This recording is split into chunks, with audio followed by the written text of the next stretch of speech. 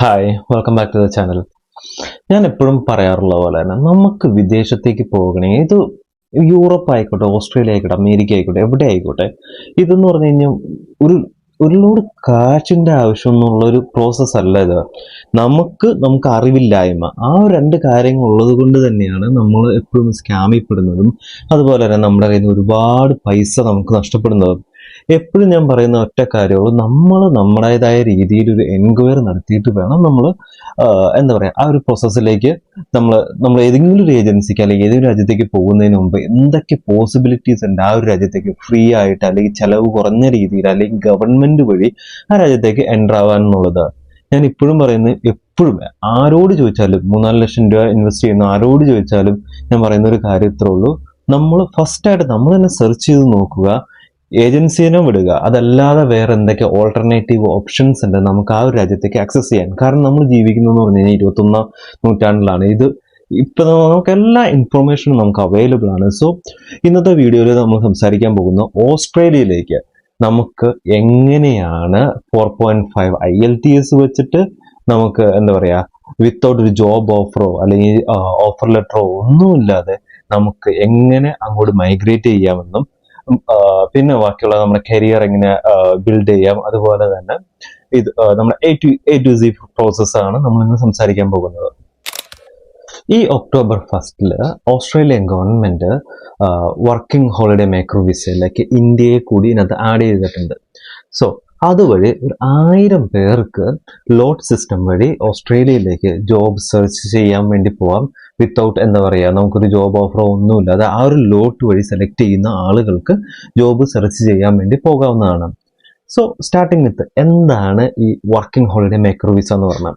Working holiday maker visa usually ഇതൊരു പുതിയൊരു concept ഒന്നുമല്ല. മുമ്പ് ഈ വിദേശ രാജ്യങ്ങൾ, അതായത് ഡെവലപ്ഡ് ആയിട്ടുള്ള നേഷൻസിൽ നിന്നും അവിടുത്തെ യങ്സ്റ്റേഴ്സിന് എന്ത് ചെയ്യുന്നു വെച്ച് കഴിഞ്ഞാൽ ഡിഫറെന്റ് രാജ്യങ്ങളിലേക്ക് അവർ പോകുന്നു. അവരവിടെ എന്താ പറയാ, അവർ ഇപ്പോൾ ഫോർ എക്സാമ്പിൾ ഓസ്ട്രേലിയയിലേക്ക് UK ജനിച്ചു വളർന്ന ഒരു ആള് അദ്ദേഹം എന്ത് ചെയ്യും, ഈ ഒരു വിസ വഴി അവർ നേരെ ഇവിടെ വരുന്നു. ഇവിടെ വന്ന് ഇവിടുത്തെ ഒരു കൾച്ചറും കാര്യങ്ങളും അതുപോലെ തന്നെ ജോബ് ഓപ്പർച്യൂണിറ്റീസും കാര്യങ്ങളൊക്കെ ആയിട്ട് ആ ഒരു ടാലന്റിനെ ഈ ഒരു ഡെവലപ്ഡ് ആയിട്ടുള്ള ഈ ഒരു നേഷൻ അട്രാക്ട് ചെയ്യുന്നു. അതായത് സിംഗപ്പൂർ, അതുപോലെ ജർമ്മനി മുതലായ രാജ്യങ്ങളിലേക്കൊക്കെ ഈ ഒരു പ്രോസസ്സ് മുമ്പേ ഉണ്ടായിരുന്നു. പക്ഷെ ഈ ഒരു ഇയറിലാണ് ഇന്ത്യ, ചൈന, തായ്വാൻ പോലത്തുള്ള രാജ്യങ്ങളെ ഇവർ ആഡ് ചെയ്തത്. സോ നമ്മുടെ പോപ്പുലേഷന്റെ ഇതിൽ എന്ന് പറഞ്ഞു കഴിഞ്ഞാൽ ബാക്കി എല്ലാ രാജ്യങ്ങളിലും അവര് എന്താ പറയുക, ആപ്ലിക്കേഷൻ അതിന്റെ ഇതിന്റെ ബേസിലാണ്. പക്ഷെ നമ്മുടെ പോപ്പുലേഷൻ കൂടുതലായതുകൊണ്ട് നമ്മുടെ ആപ്ലിക്കേഷൻസിന്റെ എണ്ണം കൂടുതലായതുകൊണ്ടും നമുക്കുള്ളതെന്ന് പറഞ്ഞാൽ ഒരു ലോട്ട് സിസ്റ്റമാണ്. സോ ആ ഒരു ലോട്ട് സിസ്റ്റത്തിൽ നമ്മൾ രജിസ്റ്റർ ചെയ്യുന്നു. അത് കഴിഞ്ഞ് കഴിഞ്ഞാൽ അവർ ആ ഒരു ലോട്ട് സിസ്റ്റത്തിൽ അതിന്റെ ക്രൈറ്റീരിയോ കാര്യങ്ങളൊന്നും അവരുടെ വെബ്സൈറ്റിൽ ഒരിടത്തും പറഞ്ഞിട്ടില്ല. ആ ഒരു ലോട്ട് സിസ്റ്റം വഴി ആൾക്കാരെ പിക്ക് ചെയ്യുന്നു. അവർക്ക് ഓസ്ട്രേലിയയിലേക്ക് എന്താ പറയുക, ഒരു വർക്ക് പെർമിറ്റോ ജോബ് ഓഫറോ ഒന്നുമില്ലാതെ ഒരു കൊല്ലത്തേക്കുള്ള ഒരു വിസ പെർമിഷൻ കിട്ടുവാണ്. നമുക്ക് ആ ഒരു ഓസ്ട്രേലിയ ചെല്ലുന്നു. ഓസ്ട്രേലിയ ചെന്ന് കഴിഞ്ഞാൽ നമുക്കൊരു എംപ്ലോയറെ, നമ്മുടെ ടാലന്റ് സ്കിൽസും വെച്ച് നമുക്കൊരു എംപ്ലോയറെ ഫൈൻഡ് ചെയ്യാൻ പറ്റിയിട്ടുണ്ടെങ്കിൽ നമുക്ക് ആ ഒരു വിസ പിന്നെ കൺവേർട്ട് ചെയ്ത് മാറാവുന്നതാണ്. അതുപോലെ തന്നെ ഈ ഒരു വിസയ്ക്ക് എന്ന് പറഞ്ഞു കഴിഞ്ഞാൽ വേറൊരു ഗുഡ് സൈഡ് ഉള്ളത് എന്താണെന്ന് വെച്ച് കഴിഞ്ഞാൽ, ഒരു വിസയ്ക്ക് ഈ വിസയുടെ ഡ്യൂറേഷത്തിനുള്ളിൽ, അതായത് 6 മന്ത്സിനോ 3 മന്ത്സിനുള്ളിൽ നമുക്കൊരു എംപ്ലോയറെ കണ്ടെത്താൻ കഴിഞ്ഞു കഴിഞ്ഞാൽ നമുക്ക് എന്താ പറയാ, ഈസി ആയിട്ട് ഈ എക്സിസ്റ്റിംഗ് വിസയെ നമുക്ക് സ്വിച്ച് ചെയ്ത് വർക്ക് അസിസ്റ്റിംഗ് വിസയിലേക്ക് നമുക്ക് മാറാവുന്നതാണ്. അതുപോലെ തന്നെ വേറൊരു പ്ലസ് സൈഡ് എന്താണെന്ന് വെച്ച് കഴിഞ്ഞാൽ, നമ്മൾ ഏതെങ്കിലും നമ്മുടെ ജോബ് ചെയ്യുന്ന സ്ഥലം ഏതെങ്കിലും റിമോട്ടഡ് ആയിട്ടുള്ള ഓസ്ട്രേലിയയിലെ ഏതെങ്കിലും ആളില്ലാത്തൊരു ഏരിയയിലാണെങ്കിൽ, മേ ബി നിങ്ങൾ ലക്കി ആണെങ്കിൽ സ്റ്റേറ്റ് നിങ്ങൾക്ക് അവിടുത്തെ ഒരു റെസിഡൻസി കിട്ടാനുള്ള ഒരു പോസിബിലിറ്റീസും ഉണ്ട്. സോ ഇതൊക്കെയാണ് ഇതിൻ്റെ ഒരു ബേസിക് വേ. നമുക്കിനി ഡീറ്റെയിൽ ആയിട്ട് ഇതിന്റെ എലിജിബിലിറ്റി ക്രൈറ്റീരിയ, ശ്രദ്ധിക്കേണ്ട കാര്യങ്ങൾ, എപ്പോഴാണ് ഇതിന്റെ പീരീഡ്, എമൗണ്ട്, ഫീസ്, അങ്ങനെ മുതലായിട്ടുള്ള എല്ലാ ഡീറ്റെയിൽസും നമുക്ക് അടുത്ത സ്ലൈഡിൽ കാണാം. Starting with eligibility criteria. Eligibility ക്രൈറ്റീരിയയിൽ മോസ്റ്റ് ഇമ്പോർട്ടൻ്റ് ആയിട്ടുള്ള ഒരു കാര്യം എന്താണെന്ന് വെച്ച് കഴിഞ്ഞാൽ നമ്മുടെ ഏജ് ആണ്. ഏജ് വലിയൊരു ഫാക്ടറാണ്. അവർക്ക് വേണ്ടത് യങ് ടാലന്റഡ് ആയിട്ടുള്ള ആളുകളെയാണ്. അതുകൊണ്ട് തന്നെ ഇതിനൊരു ഏജ് പീരീഡ് ഉണ്ട്. 18 വയസ്സ് മുതൽ 30 വയസ്സ് വരെയുള്ള ആളുകൾക്കാണ് ഈ ഒരു വിസയ്ക്ക് അപ്ലൈ ചെയ്യാനുള്ള എലിജിബിലിറ്റി ഉള്ളത്. ഇനി ചാൻസ്, ഇപ്പൊ നമ്മൾ 2024 ആണ്, നിങ്ങളുടെ ഡേറ്റ് ഓഫ് ബർത്ത് വരുന്നത് ഡിസംബർ ആണ്. നിങ്ങൾ ഡിസംബറിൽ നിങ്ങളുടെ ഒരു ഏജ് 31 ആയാൽ പോലും നിങ്ങൾ ഈ ഒരു വിസ പ്രോസസ്സിങ്ങിന് ക്വാളിഫൈഡ് ആവില്ല. സ്റ്റിൽ നിങ്ങളുടെ എന്താ പറയുക, ആ ഒരു ഏജ് പീരീഡ് ഗ്യാപ്പ് നിങ്ങൾക്ക് മസ്റ്റ് ആയിട്ട് വേണം എന്നുള്ള കാര്യം ഓർക്കുക. അതാണ് ഫസ്റ്റത്തെ ഒരു കാര്യം. രണ്ടാമത്തെ ഒരു കാര്യം, നിങ്ങൾ ഈ പറഞ്ഞ ഈ സ്പെസിഫിക് ആയിട്ടുള്ള ചൈന, ഇത് അവരാ സെലക്റ്റഡ് ആയിട്ടുള്ള രാജ്യങ്ങളിൽ ഒരു മെമ്പർ ആവണം എന്നുള്ളതാണ്. സോ അതിന് നമ്മുടെ പാസ്പോർട്ടും നമ്മുടെ പാൻ കാർഡ് ഡീറ്റെയിൽസും ധാരാളമാണ്. പിന്നെ ഇത് ശരിക്കും പറഞ്ഞാൽ ഒരു ലോട്ടറി സിസ്റ്റമാണ്. പ്രത്യേകിച്ച് യാതൊരു ക്രൈറ്റീരിയ ഇല്ല. ഇന്നൊരാളെ പിക്ക് ചെയ്യുന്നതിന് പ്രത്യേകിച്ച് ക്രൈറ്റീരിയോ കാര്യങ്ങളോ ഒന്നുമില്ല. പ്യുവർലി അവർ ലോട്ട് എടുക്കുന്നു, അവർക്ക് ആ ഒരു ഓപ്പർച്യൂണിറ്റി കിട്ടുന്നു എന്നുള്ളതാണ്. സോ ഇതിൽ എന്താ പറയാ, ക്രൈറ്റീരിയ ഇല്ലാത്തത് കൊണ്ട് നമുക്ക് എന്താ പറയാ, നമ്മൾ നേരെ നമ്മുടെ ഒരു ഭാഗ്യപരീക്ഷണം എന്ന് പറയില്ല, ആ ഒരു സ്കീമാണ് ഇവിടെ നടക്കുന്നത്. പിന്നെ ഇതൊരു പോർട്ടലിൽ നമ്മൾ രജിസ്റ്റർ ചെയ്യണം. അതിനൊരു രജിസ്ട്രേഷൻ ഫീസ് ഉണ്ട്. 25 AUD ആണ് ഇതിന്റെ ഒരു ഫസ്റ്റ് രജിസ്ട്രേഷൻ ഫീ ആയിട്ട് ഇവര് ചാർജ് ചെയ്യുന്നത്. ഇനി ഇതിന്റെ ഒരു പ്ലസ് സൈഡ് ആയിട്ട് എനിക്ക് തോന്നിയ ഒരു കാര്യം എന്താണെന്ന് വെച്ച് കഴിഞ്ഞാൽ, ഈ ഒരു ആപ്ലിക്കേഷൻ പ്രോസസ്സ് ചെയ്യുന്നതിൽ ഓൾറെഡി എക്സിസ്റ്റിംഗ് ഓസ്ട്രേലിയയിലുള്ളവർക്കോ അല്ലെങ്കിൽ പ്രീവിയസ് ഹിസ്റ്ററി ഉള്ളവർക്കോ ചെയ്യാൻ പറ്റില്ല എന്നുള്ളതാണ്. അതായത് പ്യൂർ ആയിട്ട് ഫ്രഷ് സ്റ്റാർട്ടർക്കാണ് ഈ ഒരു ആപ്ലിക്കേഷൻ അപ്ലൈ ചെയ്യാവുള്ളൂ. അതായത് ഈ ഒരു വിസയ്ക്ക് അപ്ലൈ ചെയ്യാൻ പറ്റുള്ളൂ എന്നുള്ളത് ഒരു പ്ലസ് സൈഡാണ്. സോ അതുവഴി നമുക്ക് എന്താ പറയാ, ഒരുപാട് നമ്മളെ പോലുള്ള ഒരുപാട് ആൾക്കാർക്ക് നമ്മൾ എന്താ പറയുക, നമ്മൾ കുറച്ചും കൂടി ഫ്രണ്ടിലേക്ക് വരികയാണ്. അതായത് നമ്മൾ ചാൻസ് നമ്മൾ ഓസ്ട്രേലിയയിൽ നമ്മൾ എഡ്യൂക്കേഷൻ അങ്ങനെ എന്തെങ്കിലും കാര്യത്തിന് എന്തെങ്കിലും പർപ്പസ് നമ്മൾ ഓൾറെഡി ഓസ്ട്രേലിയയിൽ പോയിട്ടുണ്ടോ അല്ലെങ്കിൽ അവിടെ സ്റ്റേ ചെയ്തിട്ടുണ്ടെങ്കിൽ നമ്മൾ ഇതിന് എലിജിബിൾ ആവില്ല. നമ്മൾ ഫ്രഷ് ആയിട്ടുള്ള ആളുകൾക്ക് വേണ്ടി മാത്രമാണ്, സ്പെസിഫിക് ആയിട്ട് അവർക്ക് വേണ്ടി മാത്രമായിട്ടുള്ളതാണ് ഈ ഒരു വിസ. ഇനി നോക്കുന്നത് എങ്ങനെ നമുക്ക് ഇത് രജിസ്റ്റർ ചെയ്യാം എന്നുള്ളതാണ്. ഇതിനു വേണ്ടി നമ്മൾ ക്രിയേറ്റ് ചെയ്യേണ്ട ഇനി അക്കൗണ്ട് രജിസ്ട്രേഷൻ ആണ്. നമ്മളെല്ലാ വെബ്സൈറ്റിലും കഴിഞ്ഞ വീഡിയോസിലെല്ലാം കണ്ട പോലെ നമ്മൾ ജസ്റ്റ് ഗൂഗിൾ സൈനിങ് ചെയ്യുക.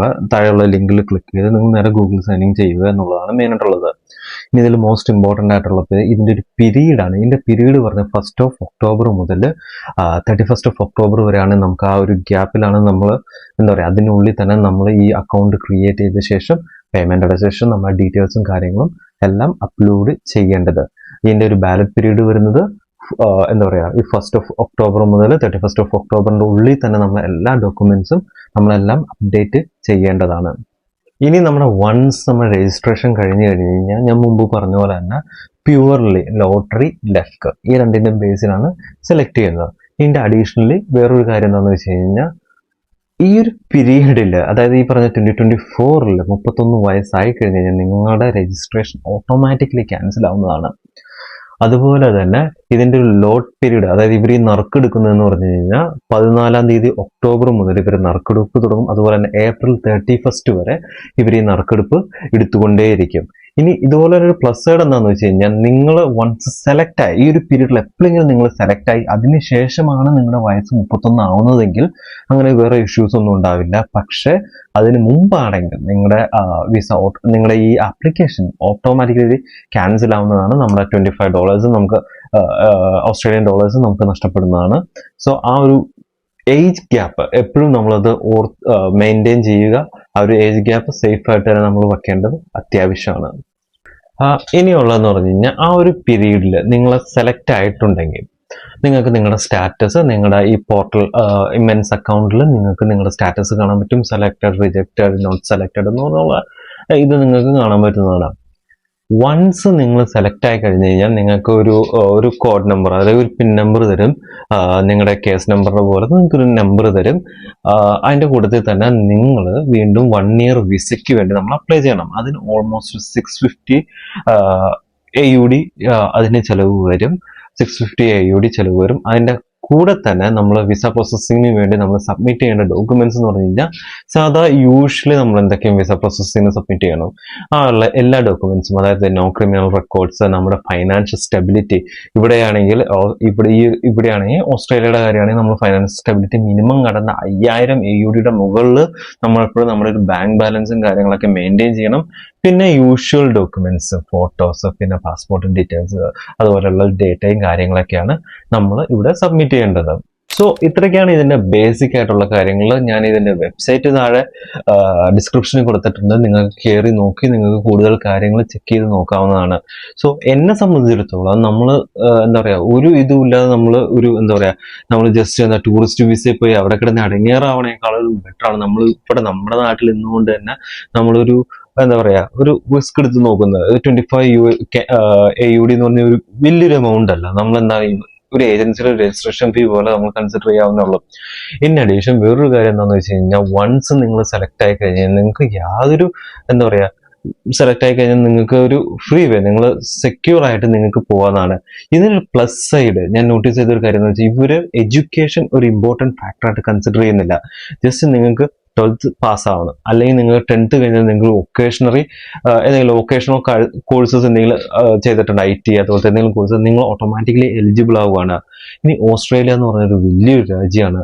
ആ ഒരു രാജ്യത്തിന്റെ റൂറൽ ഏരിയയിലേക്ക് നമുക്ക് നിങ്ങൾക്ക് ഒരു ഓപ്പർച്യൂണിറ്റി കിട്ടിയിട്ടുണ്ടെങ്കിൽ, നിങ്ങൾക്ക് സംഭവം നിങ്ങൾക്ക് ഒരു എംപ്ലോയറെ ഫൈൻഡ് ചെയ്യാൻ പറ്റി, നിങ്ങളൊരു റൂറൽ ഏരിയയിലാണെങ്കിൽ നിങ്ങൾക്ക് എന്താ പറയുക, അവിടുത്തെ ആ ഒരു പോപ്പുലേഷൻ മെയിൻറ്റെയിൻ ചെയ്യാൻ വേണ്ടി നിങ്ങൾക്ക് ചിലപ്പോൾ നിങ്ങൾ ഭാഗ്യം ഉണ്ടെങ്കിൽ നിങ്ങൾക്ക് നിങ്ങളുടെ റെസിഡൻസി വേറൊരു സ്ട്രഗിളോ കാര്യങ്ങളോ ഒന്നുമില്ലാതെ നിങ്ങൾക്ക് കിട്ടുന്നതാണ് എന്നുള്ളൊരു കാര്യം കൂടി ഓർക്കുക.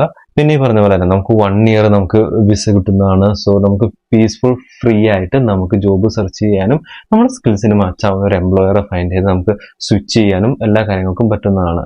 സോ ഇതിന്റെ ഒരു ഇത്രയൊക്കെയാണ് ഈ ഒരു വീഡിയോയിൽ പറയാനുള്ളത്. നിങ്ങൾക്ക് എന്തെങ്കിലും ഡൗട്ടോ കാര്യങ്ങളോ ഉണ്ടെങ്കിൽ കമന്റ് ചെയ്യുക.